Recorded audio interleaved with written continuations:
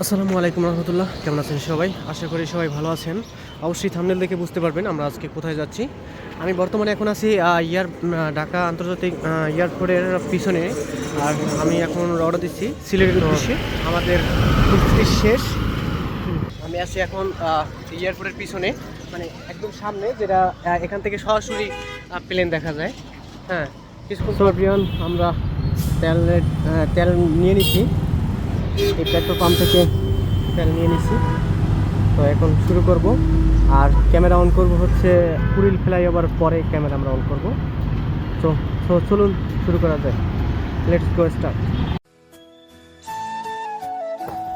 Dhaka to Sreemangal আমাদের এই যাত্রায় আজকে গন্তব্য হচ্ছে আমরা 300 ফিট থেকেই শুরু করছি। আর 300 ফিটের রাস্তা হচ্ছে বাংলাদেশের ভিতরে সবচেয়ে অন্যতম এবং সুন্দরময় একটি রাস্তা বা বিশ্ব রুট। এখানে আপনারা খুব সতর্কতার সাথে চালাবেন, কারণ এখানে পুলিশ এবং অন্যান্য বাহিনী চেকপোস্ট করে থাকে।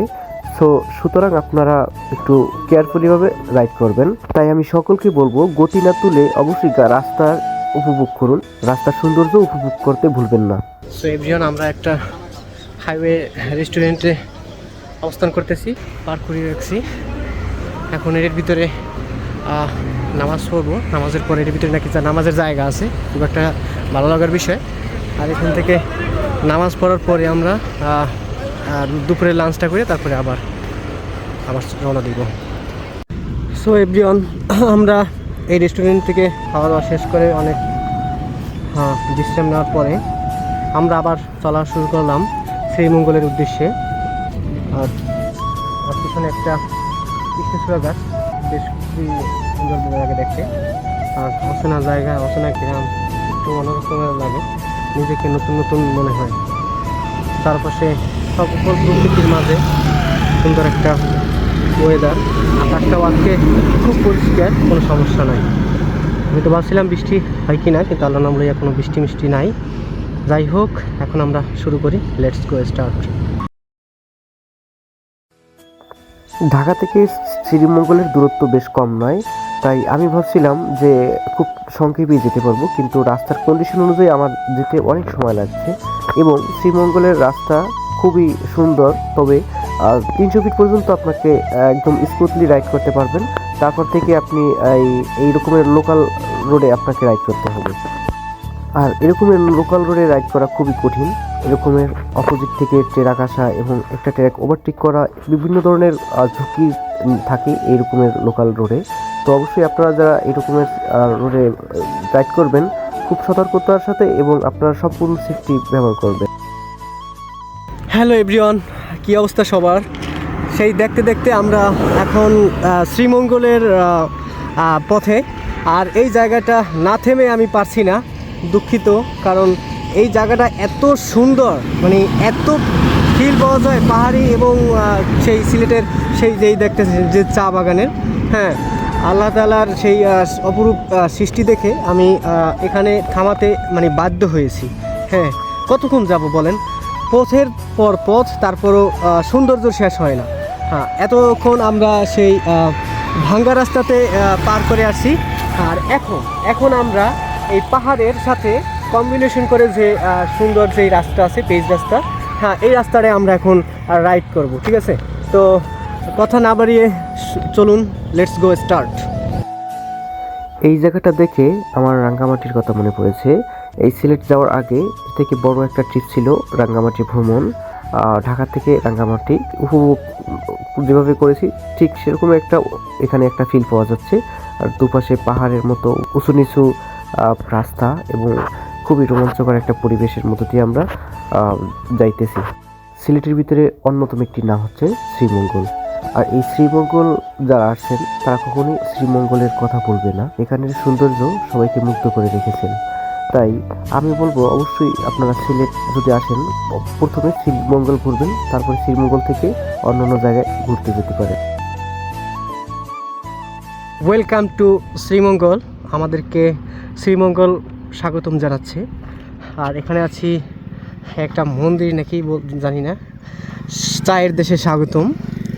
আর এখানে জায়গাটা বেশ অসাধারণ। দেখার মতো একটা জায়গা। আর পাশে আছে চায়ের বাগান। এখনও চায়ের বাগানে ঢুকি নাই, ইনশাল্লাহ ঢুকবো, যেহেতু সিলেটে আসছি। সবই দেখা যাইবে, সবই ঘুরে ঘুরে দেখা যাইবে। তো এখানে দাঁড়াইয়া একটা ছবি তুলবো, তারপরে আবার on the way to Sreemangal.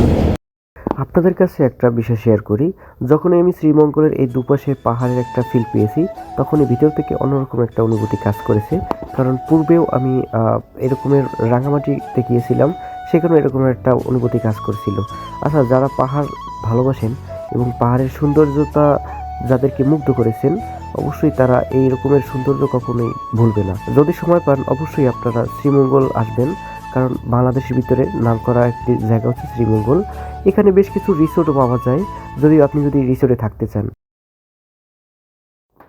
আমরা বিকেলের শেষ প্রান্তে আসছিলাম, তখন এই লাউয়াছড়া জাতীয় উদ্যান বন্ধ ছিল।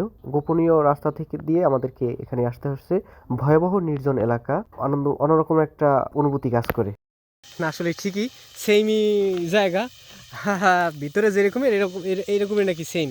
হ্যাঁ, তবে সময় বেশি হয়ে গেছে, যার কারণে বিকাল 5টার পরে এখানে বন্ধ করে দেয়। তাই এখানে এমন একটা জায়গাতে আসছি, মানে কোনো মানুষজন নাই যে কেউ আমাকে ছবি তুলে দেবে।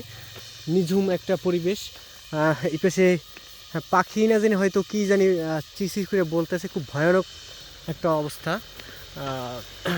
একা একটু ভয়ের ব্যাপার আছে যারা নতুন এখানে প্রবেশ করবে। তো আমরা এখানে বেশ কিছু ছবি তুলছি, তো এখন এখান থেকে লিফট নেব। অবশেষে এই জায়গাটা থামতে বাধ্য হয়েছি, কারণ জায়গাটা সূর্য অস্ত যাইতেছে। আর এই পাশে দুইটা পাহাড়ের ভিতরেই চায়ের বাগান, আর খুব সুন্দর লাগে এটা দেখার জন্য।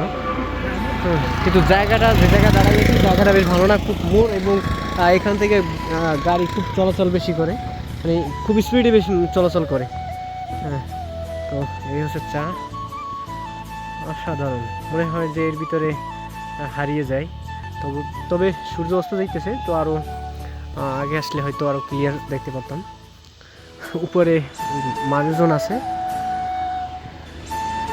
হ্যাঁ হ্যাঁ, চায়ের বাগানের ভিতরে গরু। আসলে আমি মনে করি যে আমার এই আশেপাশে যদি আমার বাড়িঘর থাকতে, আমি মনে হয় যে প্রতিদিন এভরি ডে আমি এখানে আসতাম বা এই সমস্ত জায়গায় ঘুরতাম। কিন্তু কেন যে আমার বাড়ি এখানে না, সেটা সৃষ্টিকর্তাই জানে। সো এভরিওয়ান, আমরা শেষ বিকেলে বিজিবি ক্যান্টিনে আসছি শ্রীমঙ্গলে, একটা ছোটোখাটো পার্কের ভিতরে। অসাধারণ একটা জায়গা, চারদিকে সবুজ, এখানে মানুষজন মোটামুটি বেশ ভালোই আছে।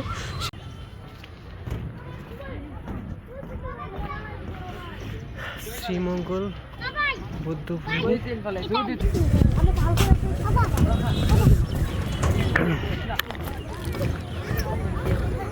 শেষ বিকালে খুবই রোমাঞ্চকর একটা পরিবেশ।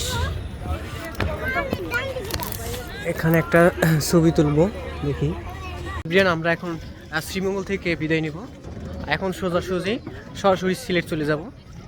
আর আশা করি আপনারা এই শ্রীমঙ্গলে ঘুরে দেখবেন।